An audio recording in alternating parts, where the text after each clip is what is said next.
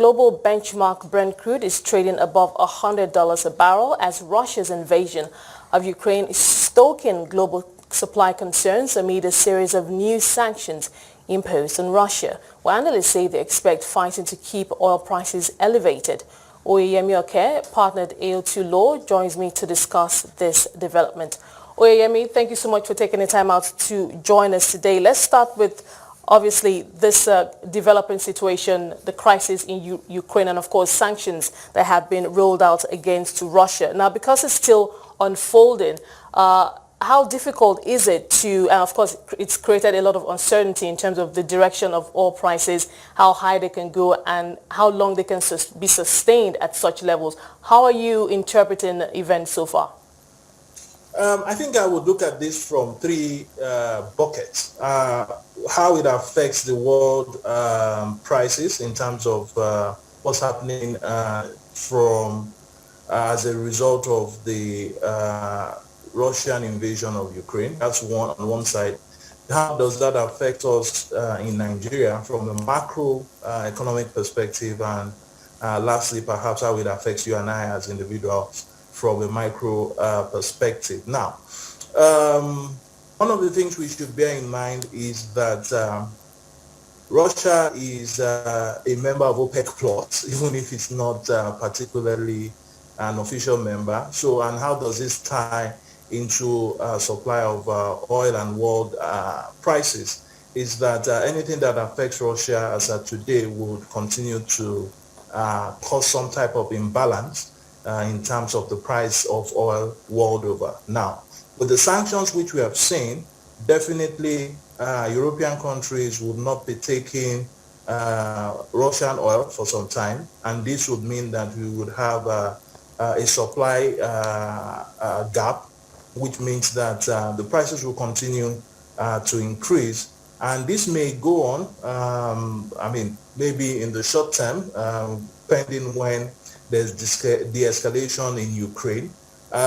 So we may see a situation whereby the prices continue to go up until there's some type of balance or some type of calm or normalcy in Ukraine. And the issue would now be that how does this tie into the Nigerian economy in terms of the prices? Yes, it's good that we are getting, or Nigeria generally as a nation would get some type of benefit in terms of the high prices, in terms of revenue.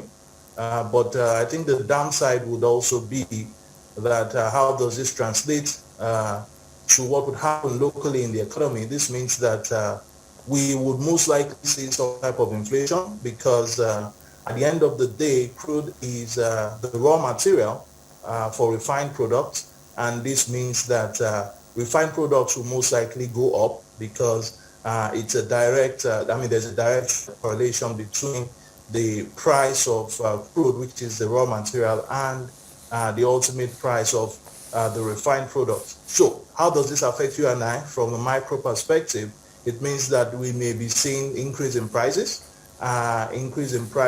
of commodities, and increase in cost of production, which may also affect the price you and I would pay in the open market for things we buy.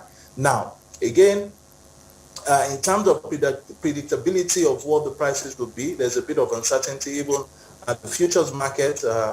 As of yesterday, the prices at the futures market with regards to oil continues to crash because everyone is just uncertain as to what the impact will be. Okay, if I could just come in here, Yemi. Obviously, OPEC Plus, when they meet next week on the 2nd, I believe that's a Wednesday, have a lot to digest and unpack. And of course, they need to decide on output for the month of April. While members like Nigeria have said there is no need, they do not believe that OPEC Plus should push out more oil, obviously for obvious reasons. We're producing below our quota of 1.7. We're currently doing, as of January, 1.4 million barrels per day. So no surprise that Nigeria would take that position. But what do you think, OPEC what kind of decision do you foresee OPEC arriving at, taking into consideration that the situation is still unfolding, oil prices could go higher? My thought would be that OPEC may want to also, because Russia is an ally, may also want to hold production steady based on, there is a bit of an increase for the month of March in terms of what the production levels would be.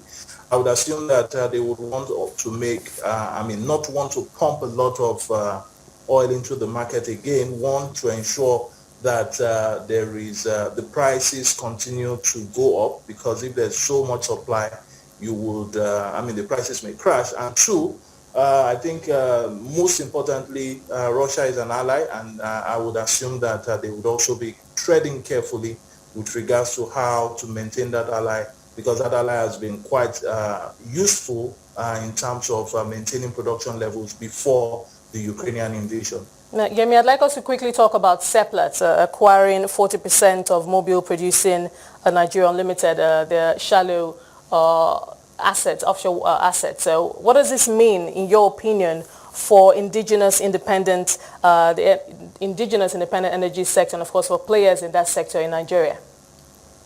I think everyone is giddy with excitement.